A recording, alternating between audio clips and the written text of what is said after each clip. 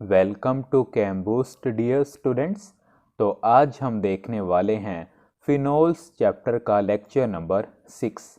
अगर हम बात करें प्रीवियस लेक्चर यानी लेक्चर नंबर 5 की, तो वहाँ पर हमने शुरू किया था एसिडिक नेचर ऑफ फिनोल्स को, जहाँ पर हमने देखा था कि क्यों हमारे पास एल्कोहल्स एंड फिनोल्स एसिडिक होते हैं, क्यों हमारे पास फिनोल्स ज़्यादा एसिडिक होते हैं एल्कोहल से, लेकिन लेस एसिडिक होते हैं कार्बोक्सिलिक एसिड से, और इवन लेस एसिडिक होते हैं कार्बोनिक एसिड से।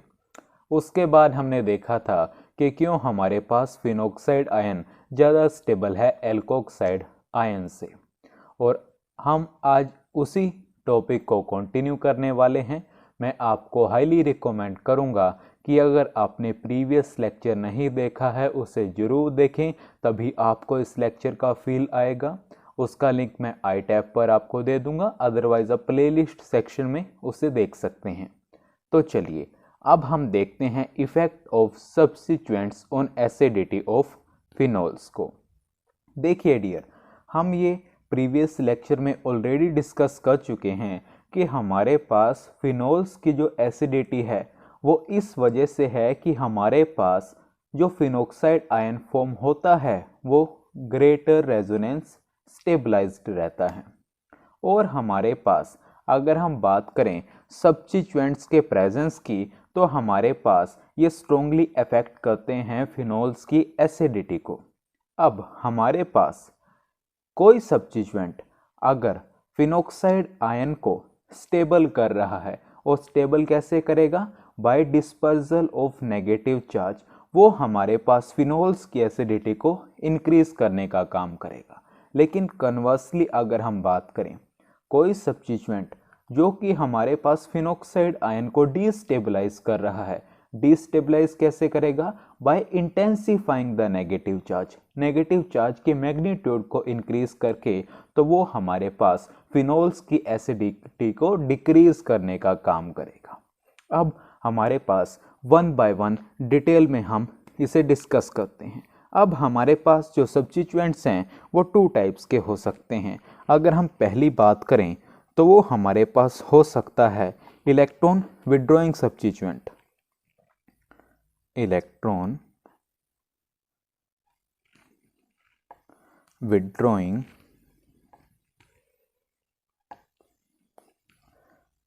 सब्स्टिट्यूएंट्स कह लीजिए, या हमारे पास ग्रुप्स कह लीजिए।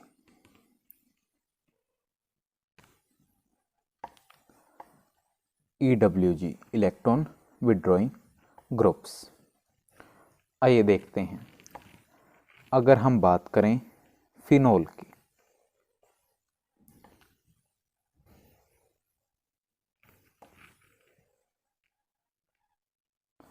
OH, ये है हमारे पास फिनोल। अब अगर हमारे पास इससे अटैच्ड है कोई इलेक्ट्रॉन विड्रॉइंग ग्रुप, अब हमारे पास ये H+ लॉस करके कौन से आयन की फॉर्मेशन करेगा? फिनोक्साइड आयन की।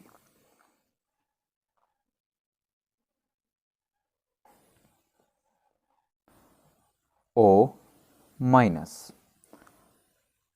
इसे हम ऐसे ना दिखा के रेजोनेंस हाइब्रिड की फॉर्म में दिखाते हैं कि हमारे पास नेगेटिव चार्ज डीलोकेलाइज्ड है, और यहाँ पर भी आप पार्शियल दिखाइए।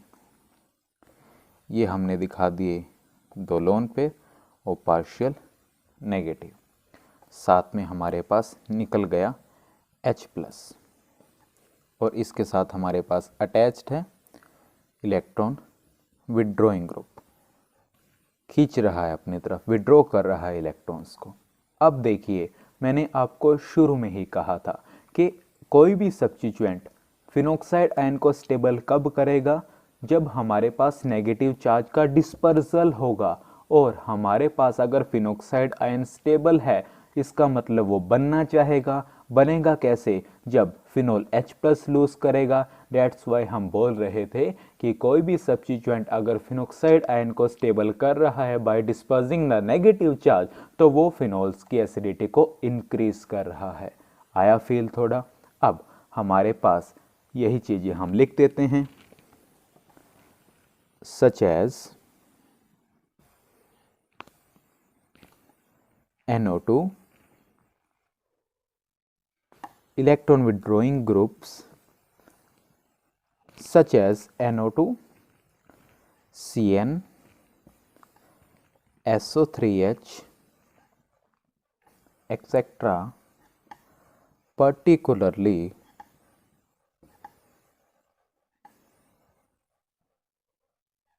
in the ortho and or para positions which stabilize the phenoxide ion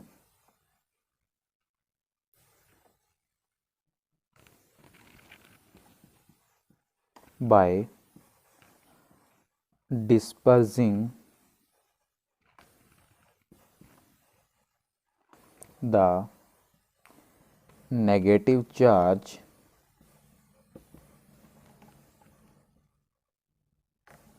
relative to phenol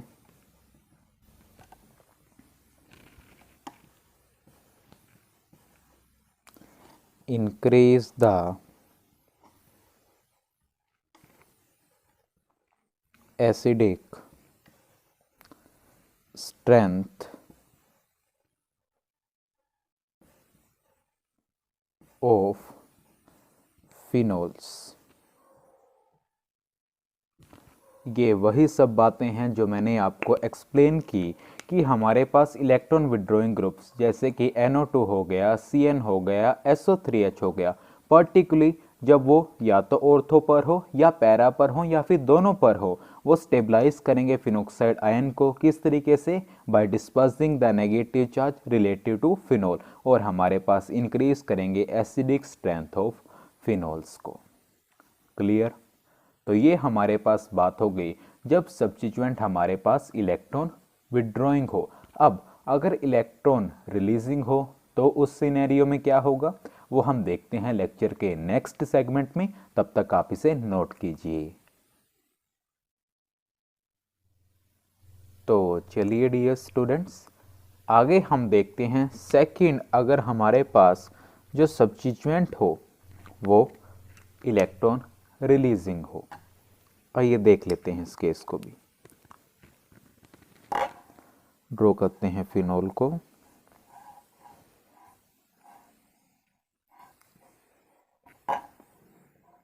OH।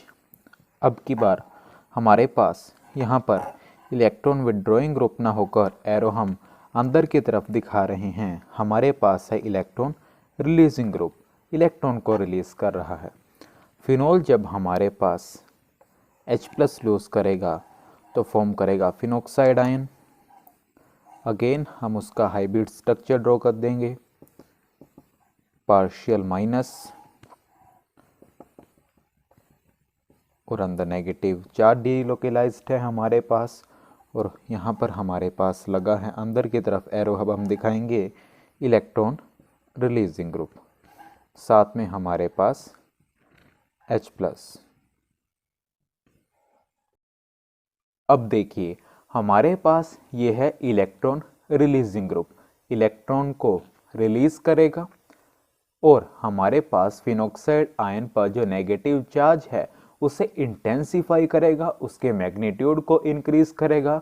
और हमने आपको शुरू में ही बताया कि कोई भी सब्स्टिट्यूएंट अगर फिनोक्साइड आयन को अनस्टेबल कर रहा है, और अनस्टेबल कैसे करता है? By intensifying the negative charge, वो फिनोल्स की एसिडिटी को डिक्रीज करते हैं। यानी इलेक्ट्रॉन रिलीजिंग अगर सब्स्टिट्यूएंट है तो हमारे पास फिनोल्स की एसिडिटी डिक्रीज होगी। तो यही हम लिख देते हैं,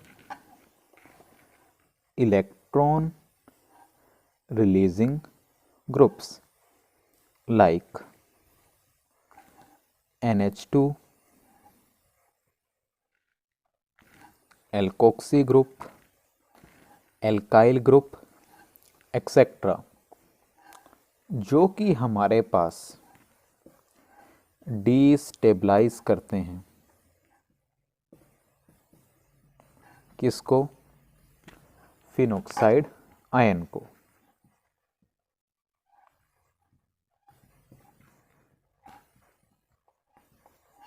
किसके रिलेटिव में? और कैसे करते हैं? बाय इंटेंसिफाइंग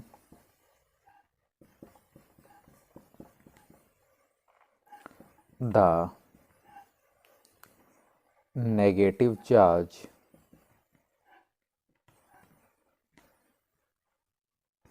किसके रिलेटिव में?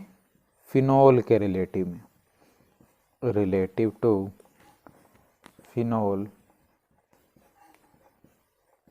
tends to decrease the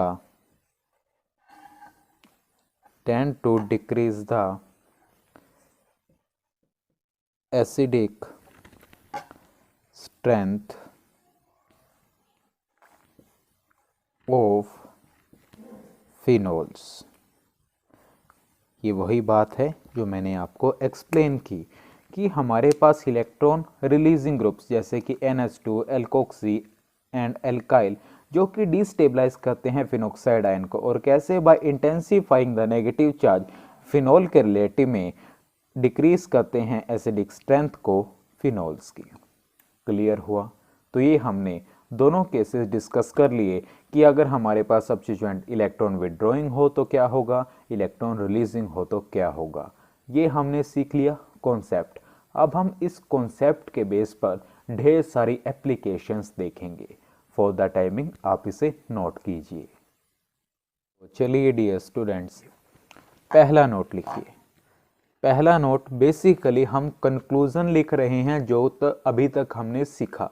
वो क्या कि जो इलेक्ट्रॉन विड्रॉइंग सब्स्टिट्यूएंट्स है वो इंक्रीज करते हैं फिनोल्स की एसिडिक करैक्टर को, और जो इलेक्ट्रॉन डोनेटिंग सब्स्टिट्यूएंट्स है, रिलीजिंग सब्स्टिट्यूएंट्स हैं, वो डिक्रीज करते हैं फिनोल्स की एसिडिटी को। लिख देते हैं electron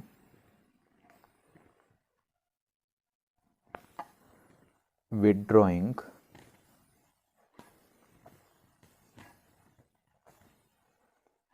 substituents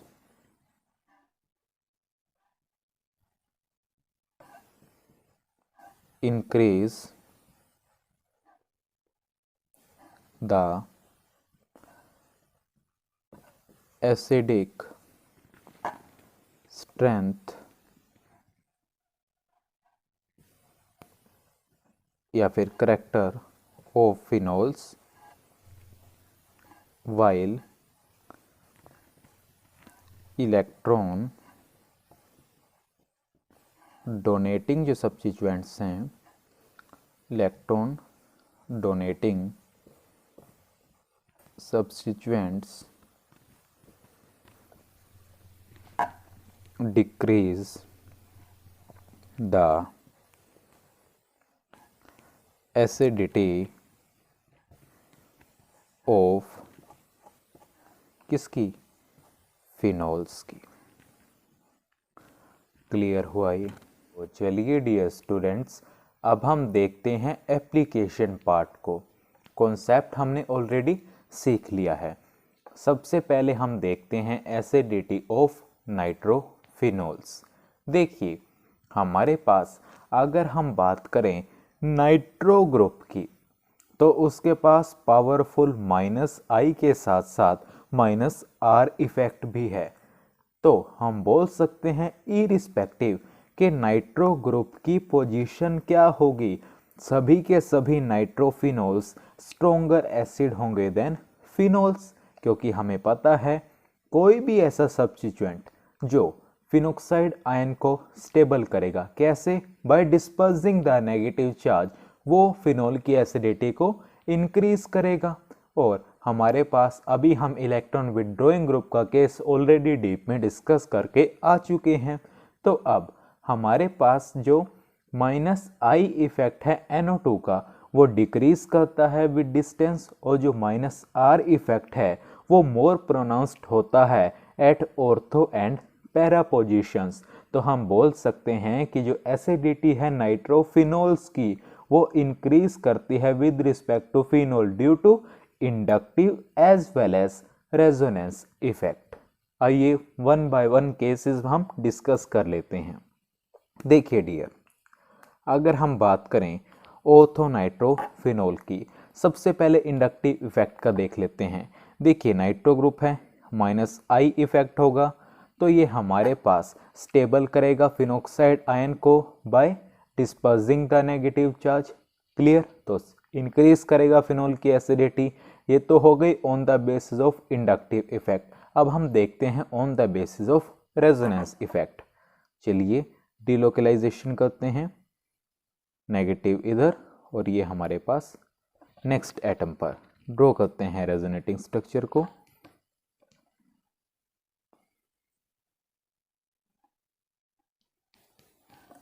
double bond O N plus double bond O minus और यहाँ पर आ गया नेगेटिव डबल सिंगल। इसको थोड़ा इधर दिखा दो, नेगेटिव।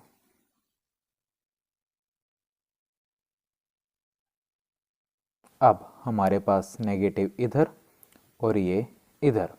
अब जरा इस स्ट्रक्चर को नोट करो।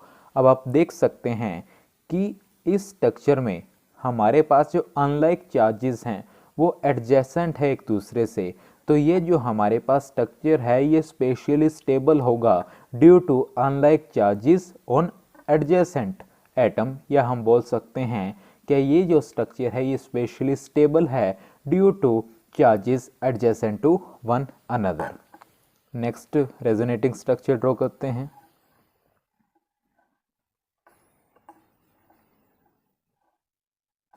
डबल बॉन्ड O, ये as it is, double bond N plus O minus. ये जो स्ट्रक्चर है ये रेजोनेंस स्टेबलाइज्ड है। इसमें हमारे पास जो नेगेटिव चार्ज है वो डीलोकलाइज्ड है ओवर नाइट्रो ग्रुप। उसके बाद ये इधर और ये इस एटम पर। नेक्स्ट रेजोनेटिंग स्ट्रक्चर ड्रॉ किए देते हैं। Double bond O N plus double bond O minus double minus double. उसके बाद ये इधर और ये इस एटम पर। और हमारे पास नेक्स्ट रेजोनेटिंग स्ट्रक्चर होगा double bond O N double bond O minus double double minus. तो हमारे पास जो ऑर्थोनाइट्रोफिनोल है वो स्टेबलाइज्ड है बाय 5 रेजोनेटिंग स्ट्रक्चर्स। तो पहले इंडक्टिव इफेक्ट के बेस पर समझा, देन रेजोनेंस इफेक्ट के बेस पर। यही स्टोरी हमारे पास यहाँ पर होगी। अब बात कर लेते हैं पैरानाइट्रोफिनोल की। अगेन डीलोकलाइजेशन दिखाते हैं, हम ड्रॉ करते हैं रेजोनेटिंग स्ट्रक्चर्स को। डबल बॉन्ड O माइनस, ये as it is, N double bond O minus plus, ये हमारे पास इधर और ये नेक्स्ट एटम पर। ड्रॉ करते हैं नेक्स्ट रेजोनेटिंग स्ट्रक्चर हमारे पास। डबल बॉन्ड O, ये इधर double, N double bond O minus plus और ये नेगेटिव। अगेन ये जो स्ट्रक्चर है ये स्पेशली स्टेबल हो गया क्योंकि हमारे पास यहाँ पर unlike charges adjacent to one another, जैसा कि हमने आपको इस वाले में बताया था। उसके बाद हमारे पास, इसे थोड़ा इधर दिखा दो, minus.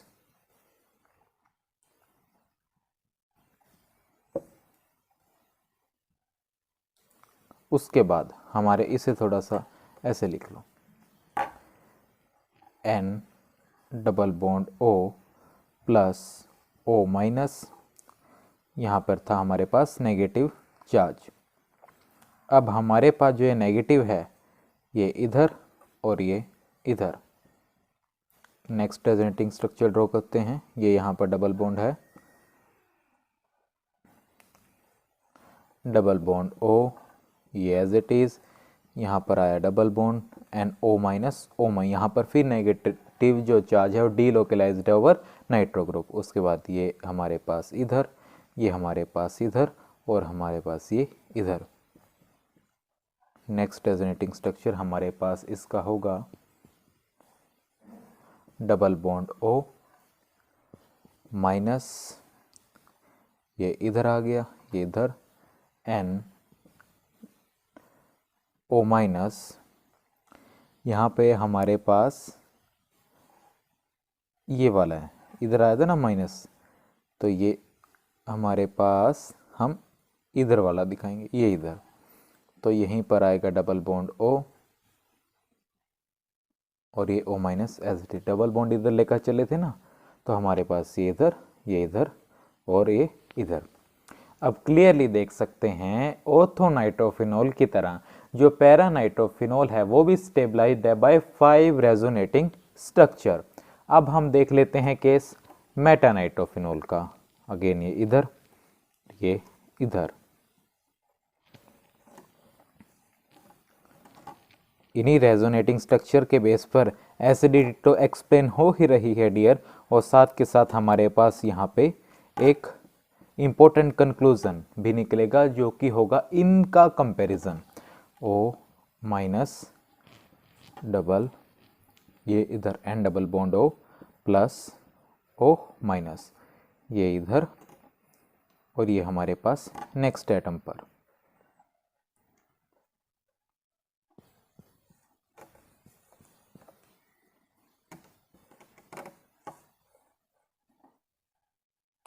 Double bond O, double bond minus N double bond O, O minus, यहाँ पे ये है। उसके बाद ये इधर और ये इधर,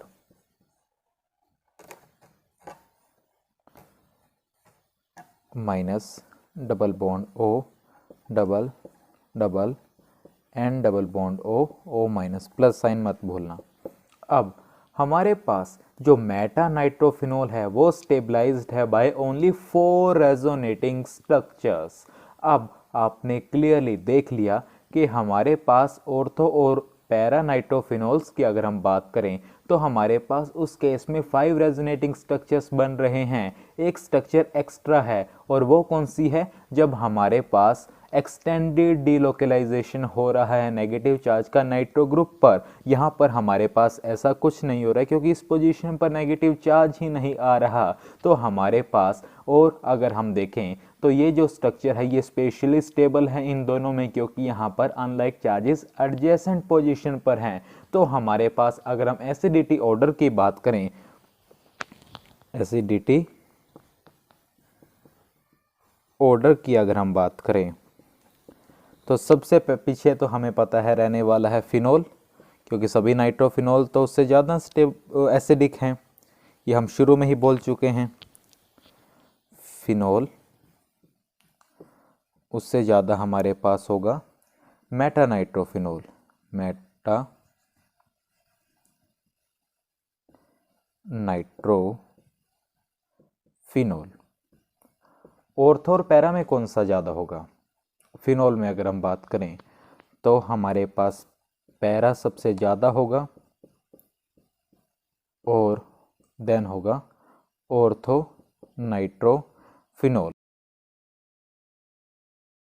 कि इस केस में हमारे पास जो एसिडिक हाइड्रोजन होता है वो हमारे पास लिंक होता है इंट्रामोलिकुलर हाइड्रोजन बॉन्डिंग, जिसके कारण हमारे पास प्रोटॉन इतना इजीली लॉस नहीं हो पाता जितना कि हमारे पास पैरानाइट्रोफिनोल के केस में हो पाता। तो हमारे पास इसके एसिडिटी के कंपैरिजन के साथ साथ हमने ये भी एक्सप्लेन कर दिया कि किस तरीके से इंडक्टिव और रेजोनेंस इफेक्ट के बेस पर हम एसिडिटी एक्सप्लेन कर सकते हैं नाइट्रोफिनोल्स की।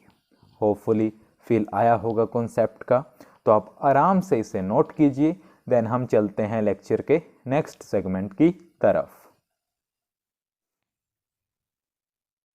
तो चलिए डियर स्टूडेंट्स, आगे नोट डाल के लिखिएगा कि हमारे पास जितने number of electron withdrawing group होंगे ऑर्थो एंड पैरा पोजीशंस पर, उतनी ही स्टेबिलिटी होगी हमारे पास फिनोक्साइड आयन की, और ऑब्वियस सी बात है उतना ही एसिडिक हमारे पास फिनोल होगा। यही बात हमने यहाँ मेंशन की है।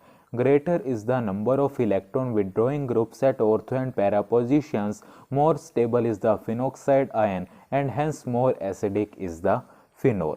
अब ये नोट समझ आ गया, तो अब ये क्वेश्चन कर दीजिए। यहाँ पर आपको डिक्रीजिंग ऑर्डर बताना है इन फिनोल्स की एसिडिटी का। चलिए जल्दी कीजिए, बहुत ही इजी है। कर लिया।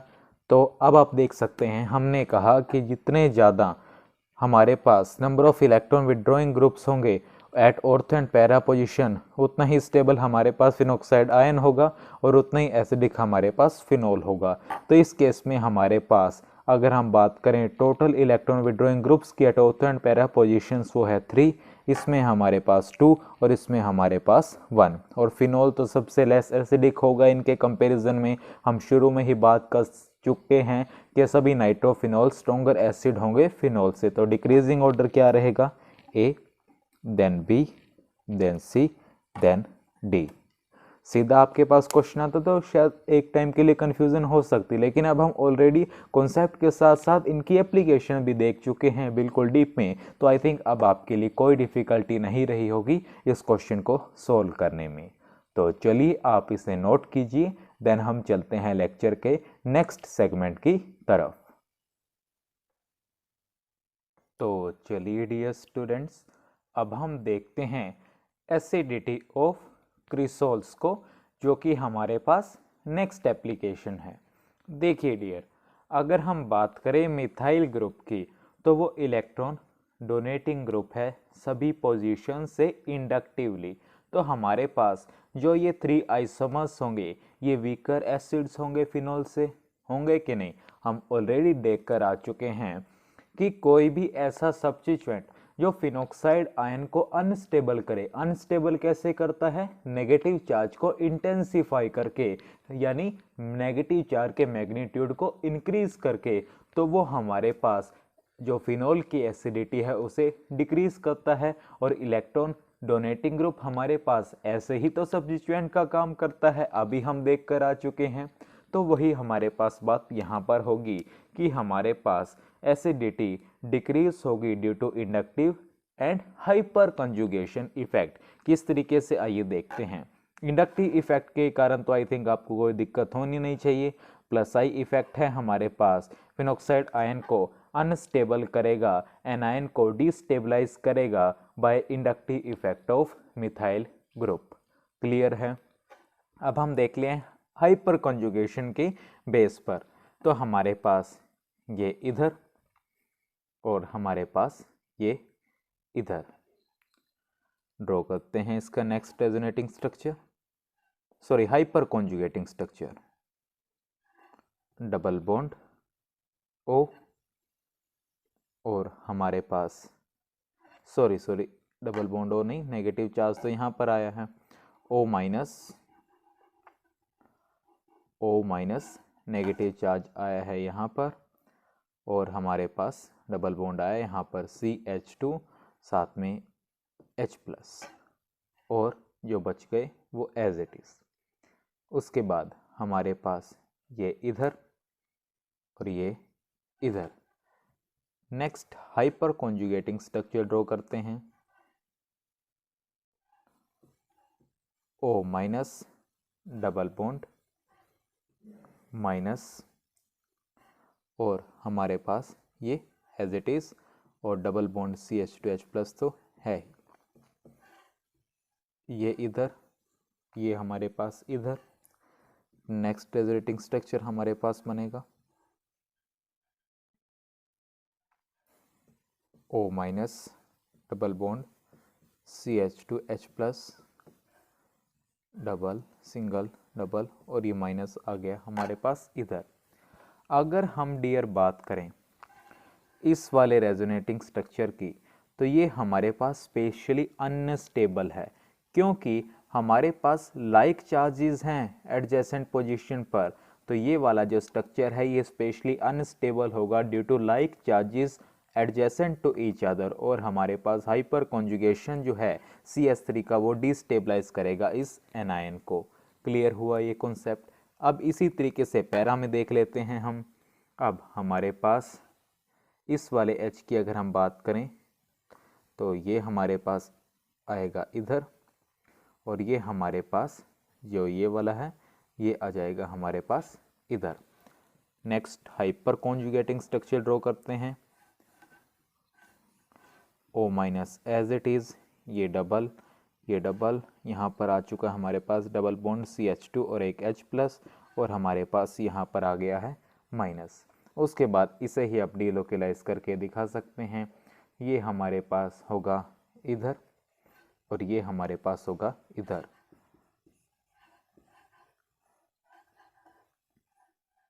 ये बिल्कुल एक एक स्ट्रक्चर को खोल के हम बात कर रहे हैं। यहाँ पर ये double bond CH2 H plus. उसके बाद हमारे पास अगेन जो लाइक चार्जेस हैं एडजेसेंट पोजीशन पर, ये स्ट्रक्चर स्पेशली अनस्टेबल होगा। ये इधर हमारे पास और ये हमारे पास इधर, ये हमारे पास फॉर्म करेगा double minus double O minus double bond CH2 H plus. तो चलिए डियर स्टूडेंट्स, अब हम बात करते हैं मेटाक्रिसोल की। अब देखिए हमारे पास यहाँ पर अगेन उसी तरीके से ऑपरेट करेगा, ये इधर और ये हमारे पास इधर। ये हमारे पास होगा O minus double bond CH2 H plus, और हमारे पास ये एज इट इज़। उसके बाद हमारे पास ये इधर और ये नेक्स्ट एटम पर।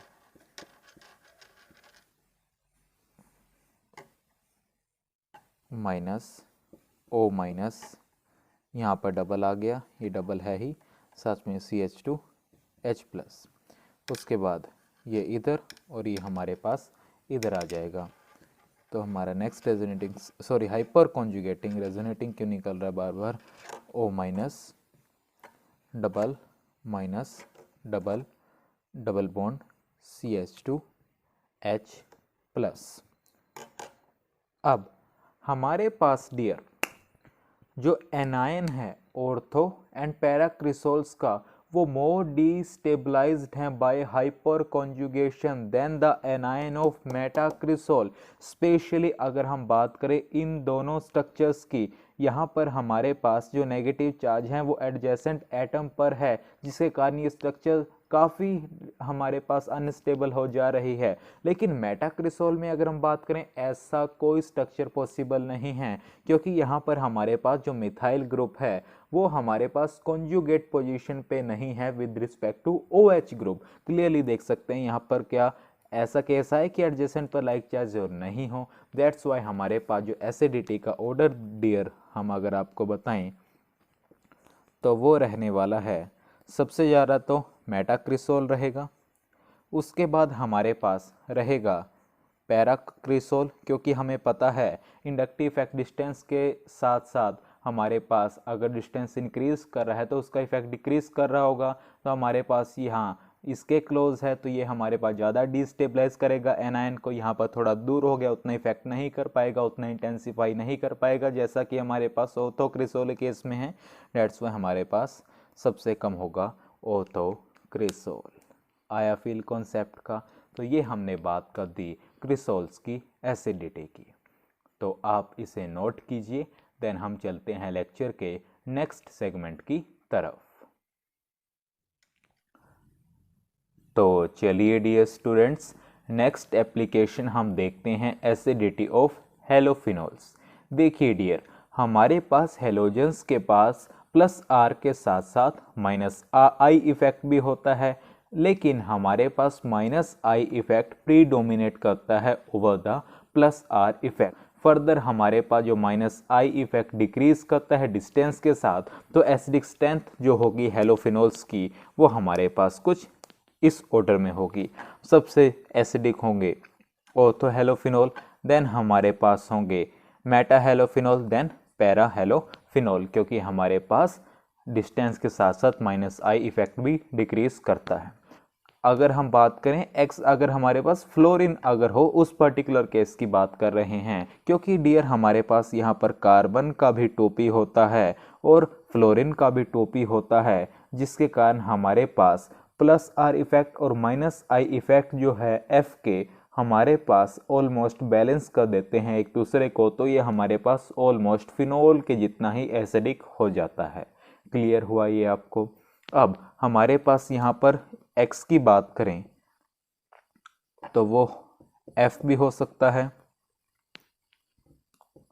Cl हो सकता है, Br हो सकता है और I हो सकता है।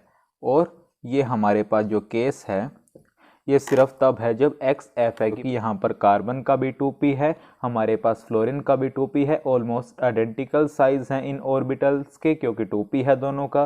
तो हमारे पास जो R प्लस आर इफेक्ट है और माइनस आई इफेक्ट है F का, वो ऑलमोस्ट बैलेंस कर देते हैं एक दूसरे को, तो ये ऑलमोस्ट फिनॉल जितना ही एसिडिक हो जाता है। क्लियर? अब आप ये क्वेश्चन कीजिए, खुद से ट्राई करें, आप कर लेंगे। एसिडिटी ऑर्डर बताना है आपको डिक्रीजिंग।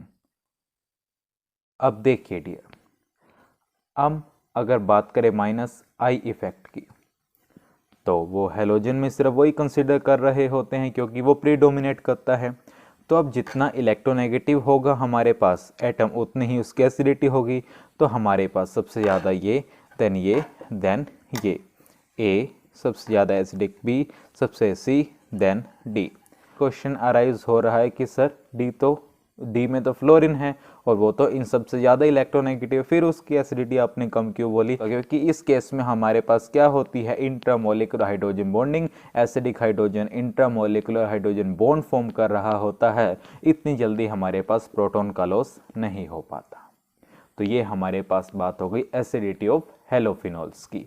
तो आप इसे नोट कीजिए, देन हम चलते हैं लेक्चर के नेक्स्ट सेगमेंट की तरफ। तो चलिए डियर, एप्लीकेशन में लास्ट हम देखेंगे acidic correct of methoxy and aminophenols and dihydric alcohols. बात कर लेते हैं मिथोक्सी एंड एमिनोफिनोल्स की। देखिए हमारे पास जो मेटा मिथोक्सी और मेटा अमीनो ग्रुप है, वो रेजोनेंस में तो एंटर नहीं कर सकते हाइड्रोक्सिल ग्रुप के साथ, तो हमारे पास ये क्या एग्जर्ट करेंगे, माइनस आई इफेक्ट एग्जर्ट करेंगे इस पोजीशन से। तो हमारे पास meta methoxyphenol and meta aminophenol ज़्यादा एसिडिक होंगे फिनोल से due to minus I effect of OCH3 and NH2 group respectively. अब क्योंकि जो माइनस आई इफेक्ट है OCH3 ग्रुप का वो ज़्यादा होता है as compare to minus I effect of NH2 group, therefore हमारे पास मेटा मिथोक्सीफिनोल स्ट्रोंगर एसिड होगा देन मेटा अमीनोफिनोल, और ये फर्दर ज़्यादा एसिडिक होगा फिनोल से। तो हमारे पास एसिडिक ऑर्डर हो जाएगा कुछ इस तरीके से। बात कर लेते हैं डाइहाइड्रिक एल्कोहल्स की। अभी तक हमने मोनोहाइड्रिक एल्कोहल्स की बात की थी, अब हम कर लेते हैं डाइहाइड्रिक एल्कोहल्स की बात। देखिए डियर, हमारे पास अगर हम बात करें रेसोसिनोल में, ये रहा हमारे पास जो 2OH ग्रुप्स हैं ये प्रेजेंट है मेटा पोजीशन पर, तो हमारे पास एक OH ग्रुप एंटर नहीं कर सकता रेजोनेंस में with the other OH group. Instead हमारे पास एक OH group minus I effect लगाएगा दूसरे पर, जिसकी वजह से रेसोसिनोल ज़्यादा एसिडिक हो जाएगा देन कैचोल एंड हाइड्रोक्विनोन। क्लियर? यहाँ पर अगर हम बात करें तो हाइड्रोक्विनोन और कैचेकोल में, तो यहाँ पर हमारे पास होती है डियर इंट्रामोलिकुलर हाइड्रोजन बॉन्डिंग, जिसके कारण एसिडिक हाइड्रोजन हमारे पास जो है, इसे थोड़ा और अच्छे तरीके से दिखाना चाहें, वो इतना जल्दी लॉस नहीं होगा। OH यहाँ पर है हमारे पास इंट्रामोलिकुलर हाइड्रोजन बॉन्डिंग, और आपको पता है इंडक्टिव इफेक्ट डिस्टेंस का डिक्रीज करता है तो रेसोसिनोल ज़्यादा होगा। अब यहाँ पर इंट्रामोलिकुलर हाइड्रोजन बॉन्डिंग होने के कारण ये कम एसिडिक हो जाता है हाइड्रोक्विनोन से। क्लियर हुआ आपको? अब इंट्रामोलिकुलर हाइड्रोजन बॉन्डिंग से क्या होता है, या कई बार चिलेशन वर्ड हम यूज़ कर लेते हैं, उससे कारण लॉस ऑफ प्रोटॉन हमारे पास लिटल डिफिकल्ट हो जाता है। तो यहाँ पर हमारे पास ख़त्म होती हैं एसिडिक नेचर ऑफ फिनोल्स की एप्लीकेशंस। हमने कोशिश की है आपको हर एक कॉन्सेप्ट क्लियर करने की। होपफुली आपने लेक्चर को एंजॉय किया होगा। तो चलिए till next video keep learning keep growing.